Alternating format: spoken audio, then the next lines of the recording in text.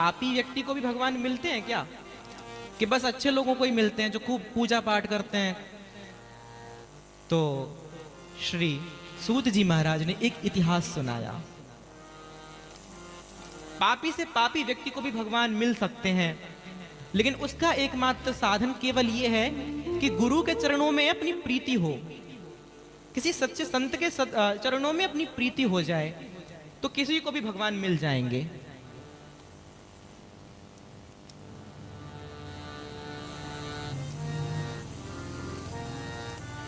ये मानवा पाप कृतस्तु सर्वदा सदा दुराचाररता विमार्गगा क्रोधाग्निदग्धा कुटिलाश्च कामिनः सप्ताहयज्ञेन कलौ पुनन्ति ते।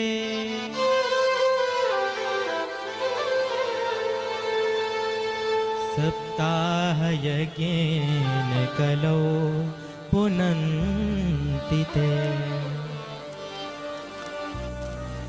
श्री सूत जी महाराज कह रहे हैं, ये मानवाः पाप कृतस्तु सर्वदा, जो सदा पाप ही करता है और कुछ नहीं करता। क्रोधाग्निदग्धा कुटिलाश्च कामिना, पाप क्या है भाई? किसी भी छोटी छोटी बात पर क्रोध आ जाना, भाई क्रोध ही तुमसे पाप कराता है। पाप हम कैसे करते हैं? किसी को खुशी अपनी वाणी से कोई गलत शब्द बोल दिया, वो गलत शब्द कैसे निकला? उसका एकमात्र कारण था क्रोध। वो क्रोध आप पर हावी हुआ और आप विवश हो गए कुछ बोलने के लिए। क्रोधाग्निदग्धा कुटिलाश्च कामिनः। लेकिन सूत जी कहते हैं कि देखो, बहुत ज्यादा परेशान होने की जरूरत नहीं है। किसी सच्चे सद्गुरु के शरणागति आप हो जाओ तो इन सारी बुरी आदतों से ना हमें छुटकारा मिल जाएगा। फिर अच्छा, आप बहुत बड़ी बड़ी बातें तो कर रहे हो, कभी हुआ है ऐसा कुछ? बताइए ना।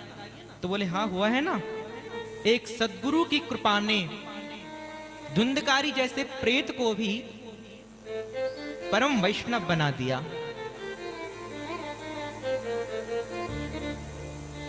आत्मदेवः पुरे तस्मिन्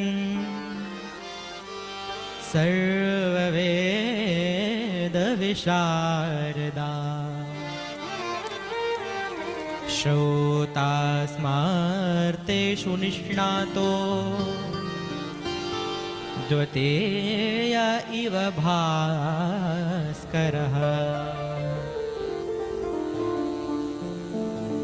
एक प्राचीन इतिहास सुनाया। एक पंडित जी थे आत्मदेव नाम के, उनके पुत्र नहीं हो रहे थे। पुत्र की कामना से वो नदी के तट पर गए। इसलिए गए आत्महत्या करने के लिए। भाई ऐसे जीवन से क्या लाभ जब पुत्र ही ना हो। और जब आत्महत्या करने लगे तो एक सद्गुरु मिल गए, संत मिल गए।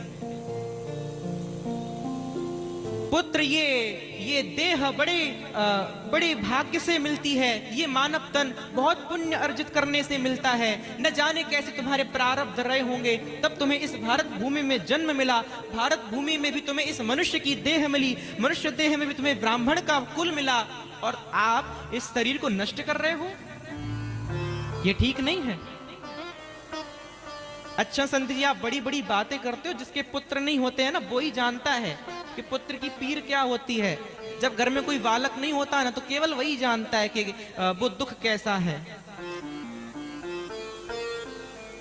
खूब समझाया संत ने, लेकिन ये समझने वाले नहीं थे, क्योंकि माया की पट्टी पड़ी है आंखों पर। अभी तो बस इनकी एक ही आकांक्षा है कि भाई पुत्र मिले। और संत से कहते हैं कि संत जी, जो ना करे लकीर सो करे फकीर। भाई हमारे हाथ में लकीर नहीं है कि मुझे पुत्र मिलेगा, मेरे भाग्य में ऐसा नहीं है कि मुझे पुत्र मिलेगा। लेकिन हे सद्गुरु, यदि आप चाहो तो क्या नहीं हो सकता। संत को दया आ गई और संत ने इन्हें एक फल दिया, जाओ उदास मत हो, इस फल को ले जा करके अपनी पत्नी को खिलाओगे ना तो वो गर्भवती हो जाएगी। ये गए, उस फल को ले जा करके इन्होंने अपनी पत्नी को दिया, लो ये फल खा लो, एक संत का प्रसाद है। लेकिन क्या है ना कि कुछ लोगों को समझ में नहीं आती चीजें। ये बिल्कुल विपरीत है उन पंडित जी के। इनकी जो पत्नी है उसका नाम क्या है, थोड़ा तेज बोलिए ना। अरे आप सब जानते हो, पता है, आप लोग बोलते नहीं हो कुछ भी। उसका नाम है धुंधली। बिल्कुल पंडित जी के विपरीत है एकदम। इसका मन ना केवल झगड़े करने में लगता है, केवल उल्टा सीधा बोलने में लगता है लोगों को। और कुछ लोग ऐसे होते भी हैं। और भारत में तो ऐसा कोई नियम भी नहीं है कि किसी को कुछ बोलने पर कोई कुछ ऐसा लगा हो, कोई धारा लगी हो कि भाई आपको जेल हो जाएगी अगर आपने कुछ बोल दिया। कुछ भी बोलते रहो लोगों को। श्री राजेश्वरानंद जी बहुत अच्छा व्यंग बताते हैं इस बात पर। एक बार ना एक विदेश से ना एक कुत्ता आया अपने यहां पर भारत में। बढ़िया आया होगा, एरोप्लेन से उतरा होगा, हेलीकॉप्टर से। यहाँ के सारे कुत्ते उसका स्वागत करने के लिए पहुंचे। आइए आइए महोदय, बड़े भाग्य हमारे जो आप पधारे, हम धन्य हो गए। आपने अपने चरणों को रख करके इस भारत की धरा को धन्य बना दिया। और बढ़िया फूल माला लेकर के गए तो पहनाया उनको स्वागत किया, आइए आइए, बहुत अच्छा लगा आप आए। तो क्या विचार है, कैसे आना हुआ आपका? यहाँ के कुत्तों ने पूछा उससे। कुछ नहीं, बस बहुत इच्छा थी कि भारत जाना चाहिए, क्योंकि बहुत कुछ सुना है भारत के बारे में। अच्छा जी, क्या सुना है आपने? विदेश अच्छा नहीं है क्या? क्या वहां आपको अच्छा नहीं लगता? क्या वहां खाने पीने की व्यवस्था अच्छी नहीं है? अरे क्या बात करते हो जी, एक नंबर व्यवस्था है खाने की। तो ऐसे ऐसे व्यंजन है आपने तो अभी अपनी जिंदगी में देखे तक नहीं होंगे। क्या क्या है विदेश में खाने को। अच्छा हाँ, तो पानी अच्छा नहीं होगा, स्वच्छ नहीं रहते होंगे वहां के जो जल के तालाब होंगे। अरे क्या बात करते हो जी, आप लोगों ने गंगा को माता कह करके उसमें फूल पत्ती जाने क्या क्या छोड़ छोड़ करके गंदा कर दिया। विदेश में नहीं होता ऐसा, बिल्कुल साफ रहती है नदियां यहाँ की। कुत्ते बड़े आश्चर्य में पड़ गए। अरे भाई खाना अच्छा है, पीना अच्छा है, तो क्या फिर दिक्कत है वहां पे? अच्छा हाँ, बहुत पॉल्यूशन होगा वहां पे, बहुत प्रदूषण होगा वहां पर, है ना? यही बात है ना?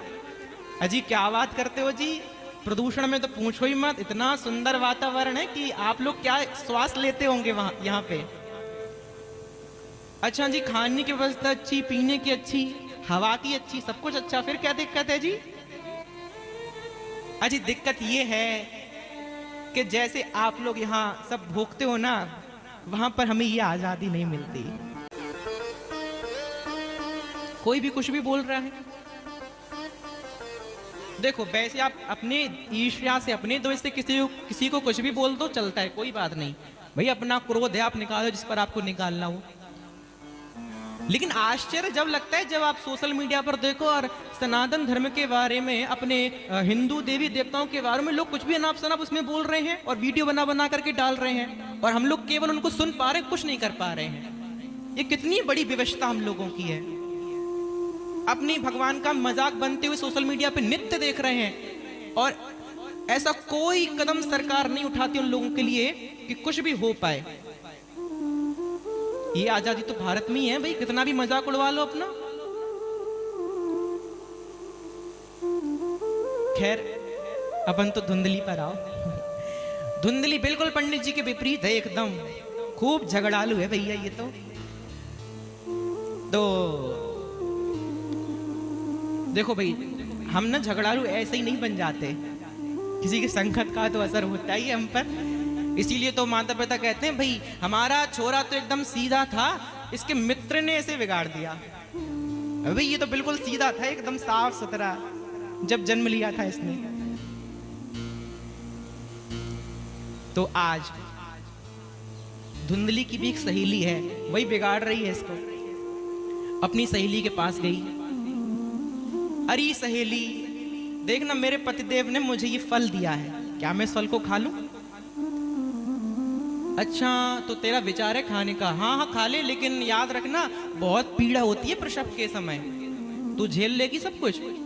अच्छा चलो, अब पुत्र तो चाहिए ही है, करेंगे कुछ जैसा होगा वैसा। अच्छा तुझे पता है कहीं तेरे घर में आग लग गई तो पंडित जी तो भाग जाएंगे, सबसे पहले तू जलेगी उस घर में। अरे नहीं जी नहीं जी, ऐसा मत करो। लेकिन क्या करूं, पुत्र की इच्छा तो हर मां को होती है। ठीक है फिर खा ले इस फल को, लेकिन याद रखना तू तो फल को खा लेगी, बिस्तर पर पड़ी रहेगी, कुछ काम धंधा कर नहीं पाएगी, और तेरे पति जी ना तेरे नंद को बुला लेंगे, और फिर तेरे नंद और तू, फिर समझना हाँ घर का क्या हाल होगा।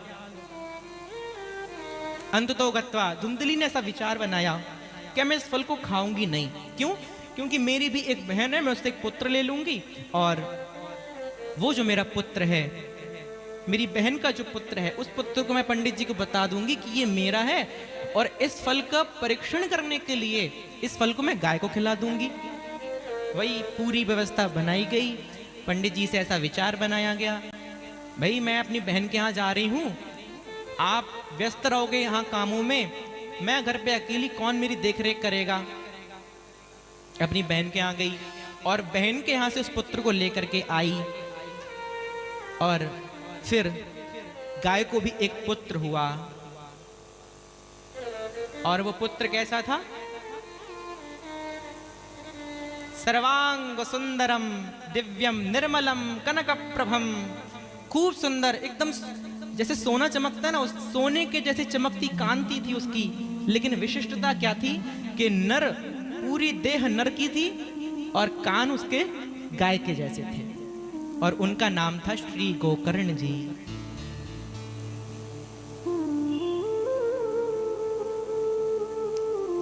देखो कहीं ना कहीं उन्हीं संत का आशीर्वाद आज आत्मदेव जी के इस परिवार को बचा लेगा। ये बिल्कुल दुष्ट निकला जो पुत्र अपने बहन के यहां से लाई थी ना, तो पंडित जी ने उसका नाम रख दिया कि भाई मैं अपने पुत्र का नाम रखूंगा गोकर्ण। और यहां धुंधली बोली, अच्छा जी मुझसे बिना पूछे आपने नामकरण कर दिया, चलो तो ये मेरा पुत्र है और मैं हूं धुंधली और मेरा पुत्र होगा धुंधकारी। अपने जैसे ही नाम रख दिया इसने, धुम धुम करोति सह धुंधकारी, जो केवल लड़ता रहे और कोई दूसरा काम ना हो जिसको। और वही हुआ कि गोकर्ण पंडितो ज्ञानी धुंधकारी महाखलः। श्री गोकर्ण पंडित जी खूब ज्ञानी हुए, खूब वेदों को पढ़ने वाले हुए, और धुंधकारी बिल्कुल महाखल पापी दुराचारी ये निकला। वेश्या को घर में लाने लगा, चोरी करने लगा, छोटे छोटे बालकों को ना कुएं में गिरा देता। उन्हें पहले बुलाता, आओ हम तुम्हें चॉकलेट खिलाएंगे, और फिर उनको कुएं में डाल देता। इस प्रकार का जब वातावरण हुआ, अपनी मां को प्रताड़ित करने लगा धन के लिए। मां मुझे धन दो धन दो, और फिर जब मां ने धन देना बंद कर दिया तो बोला कि ठीक है, याद रखना तुमने धन छुपा करके रखा है, मुझे सब पता है, और आज अगर तुमने मुझे धन न दिया तो मैं जलती हुई लकड़ी से तुम्हारी खबर ले लूंगा। अभी मैं जा रहा हूं। और ये गया राजा के यहां चोरी करने के लिए। बेचारी धुंधली ने पुत्र के प्रताड़ना से खुद को कुएं में गिरा करके अपने प्राण दे दिए, और श्री आत्मदेव पंडित जी तीर्थ यात्रा के लिए निकल गए। और जब ये धन लेकर के आया राजा के यहां से, तब श्री गोकर्ण जी ने इसको समझाया, लेकिन ये समझा नहीं। और जब आप किसी संत की बात को समझते नहीं हो ना, तो फिर आपको उसका परिणाम झेलना पड़ता है। आज जिन वेश्याओं को लेकर के ये धन खर्च कर रहा था ना, आज उन्हीं वैश्याओं ने इसको एक खाट पर बांधा और जलते हुए अंगारे इसके मुख में डाल दिए। तब तंगार समूहाश्च तन्मुखे ही विचिक्षपु, और उन अंगारों से तड़पते तड़पते इसने अपने प्राणों को त्याग दिया। लेकिन जीवन में कोई अच्छे काम करे नहीं थे कि इसका उद्धार हो, इसीलिए एक महान प्रेत बना। और बंधु, जब ये प्रेत बना ना, तो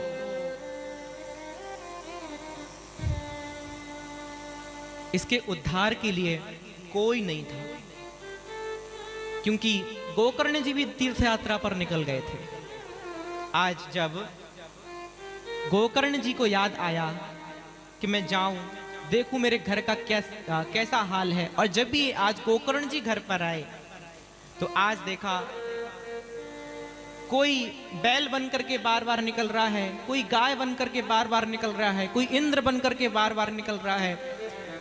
तब गोकर्ण जी को यह भान हुआ कि कोई बुरी आत्मा यहाँ पर है, और तब उन्होंने अपने अंजलि में जल लेकर के जैसे ही वहां पर प्रक्षालन किया तो ये अपने आज वास्तविक वेश में आया, और हाथ जोड़ करके आज धुंधकारी ने गोकर्ण जी से कहा, हे भैया आप मेरा उद्धार कीजिए।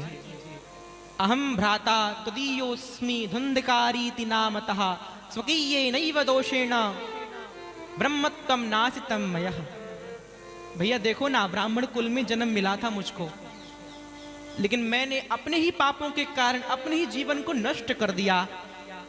भैया आप मेरे भैया नहीं हो, आप मेरे सद्गुरु हो, आप मेरे उद्धार का कोई उपाय ढूंढिए। और वही गुरुदेव करते हैं। जीव का उद्धार भी कैसे भी करना हो तो वो केवल और केवल गुरुदेव ही कर सकते हैं, और दूसरा कोई नहीं कर सकता। संसार में आप जिसको भी देखो ना, जिस पर भी आप भरोसा करो ना, सब केवल इसीलिए खड़े रहते हैं आपके पीछे। वो कहेंगे देखो तुम घबराओ मत, हम आपके पीछे खड़े हैं, लेकिन वो ये नहीं बताते कि हम पीछे इसीलिए खड़े हैं कि तुम आगे बढ़ोगे तो हम पैर खींच करके तुम्हें गिरा देंगे। केवल सद्गुरु ही एक ऐसा है जो आपके पीछे इसीलिए खड़ा रहता है कि भाई मेरा शिष्य कहीं गिर ना जाए, मेरे शिष्य का पतन न हो जाए। गुरुदेव केवल इसीलिए खड़े रहते हैं। आप देखो ना, कितना सुंदर दृश्य है महाभारत का। श्री कृष्ण अर्जुन की तरफ मुख करके नहीं खड़े हैं, अर्जुन के सामने नहीं खड़े हैं। रथ पे कैसे बैठते हैं? आगे बैठते थे, और अर्जुन उनको आदेश दे रहा है, हे कृष्ण रथ उस तरफ ले जाओ, हे कृष्ण रथ उस तरफ ले जाओ। और कृष्ण सब कर रहे हैं। क्यों? क्योंकि अर्जुन कृष्ण को केवल अपना सखा नहीं मानता। अर्जुन एक गुरुदेव की भांति कृष्ण की सारी बातें मानता है। इसीलिए ग्रंथ आपका गुरु है। भागवत के मंच से जो बात कही जा रही है आप उसको अन्यथा न लें। क्यों? क्योंकि वस्तुतः एक पोथी के स्वरूप में एक सद्गुरु ही है जो आपके जीवन को धन्य बनाना चाहता है। वही श्री गोकर्ण जी ने किया। उसका उद्धार करने के लिए भागवत की कथा की, और भागवत की कथा जैसी प्रारंभ हुई तो पहले दिन धुंधकारी को बैठने के लिए कहाँ स्थान दिया जाए, एक वांस बांधा गया। वांस में वायु रूप में धुंधकारी उसमें प्रवेश हुआ।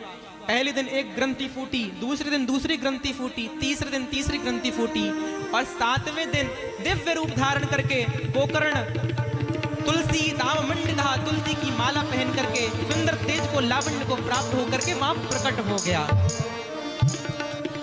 आहा, क्या स्वरूप है। प्रेत था धुंधकारी, और फिर भी इसने भगवत प्राप्ति की।